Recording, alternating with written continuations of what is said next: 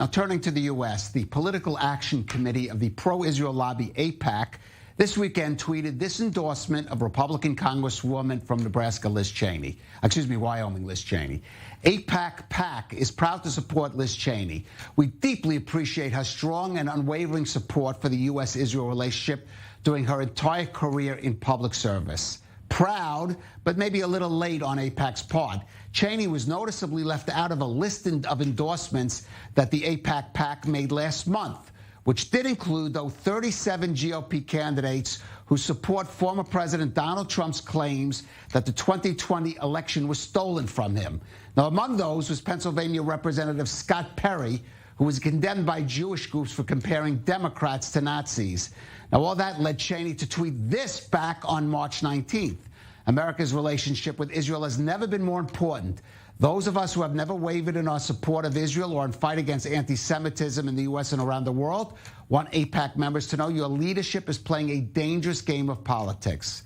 So is now all well and good between AIPAC and Cheney after their endorsement of her?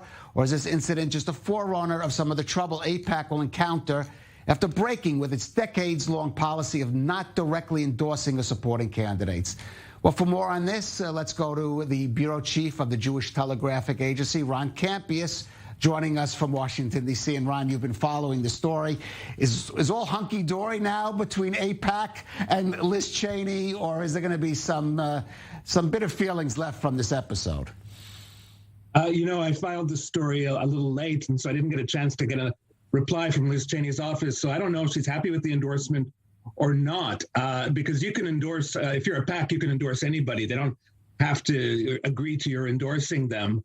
And in fact, a lot of people were not so surprised that they were endorsed by AIPAC originally, but they were surprised to see that they were endorsed by AIPAC along with some of the people who denied Biden certification. And certainly Liz Cheney was among those who were very unhappy with that. And I think a lot of the pushback came not so much from Cheney, but from people within the Republican pro-Israel Jewish community who really support Cheney, who think she's gotten a raw deal from the leadership, even though they're not prone to saying that out loud yet because of the sway that Donald Trump still holds over the Republican Party. Right. Now, Ron, there is a bigger issue here beyond Liz Cheney because AIPAC, of course, for decades was strictly a lobby, did not directly endorse or support candidates or contribute to them, though many people felt they impacted on elections nonetheless. But they did decide to make the decision now to become a political action committee. There was some criticism of this. It's become quite complicated for them. For example, and to be fair, they've also endorsed Democrats who supported the Iran nuclear treaty. That's won them criticism from the right.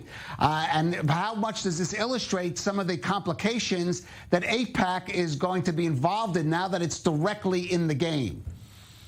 It's really like a perfect illustration of it because as you said, AIPAC for decades had plausible deniability. It was non-partisan. You would go to its conference and you wouldn't be a Republican or a Democrat.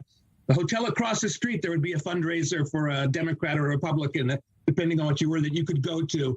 But that was plausible deniability because AIPAC itself wasn't doing this. Its donors were organizing these events off campus, as it were, even if it was a block away. Now AIPAC is directly in the fight, and it has to explain why it's doing what it's doing. And as you noted, it's having to explain to the right wing, who put their political reputations on the line in 2015.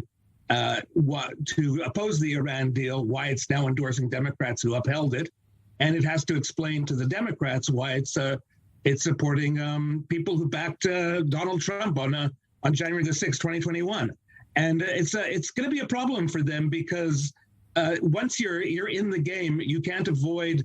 AIPAC is trying to say, look, we're only strictly about Israel, the U.S. Israel relationship.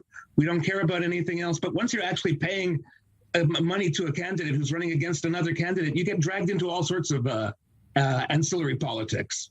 Right, and we saw that, and for example, antagonizing, alienating Liz Cheney, who has been a stalwart defender of Israel. What amount of it's sort of lay people could it cost AIPAC in terms of maybe just some of the support it has in the American Jewish community? I think it is already. I'm hearing already at least one family that I can't name them, but that has given to AIPAC is no longer giving to AIPAC because of its backing of the January the 6th Republicans, so to speak. And it's a problem. Like for a lot of Jewish Democrats, that was a big red line. What I find interesting about January 6th is you could talk to anybody in the Democratic Party, and there are factions of the Democratic Party that are very much about bipartisanship, about, especially when it comes to Israel, certain Jewish Democrats. I spoke to Kathy Manning for an unrelated story before all this broke, and she said, whereas before January the 6th, she would work with any Republican. She's a moderate Jewish Democrat from North Carolina, former chairwoman of the Jewish Federations. She said after that she can't even talk to the 147 Republicans who voted for Donald Trump on that day. Never mind work for them. And this is like, she encapsulates your AIPAC Democrat, and yet she's saying I can't work with these Republicans.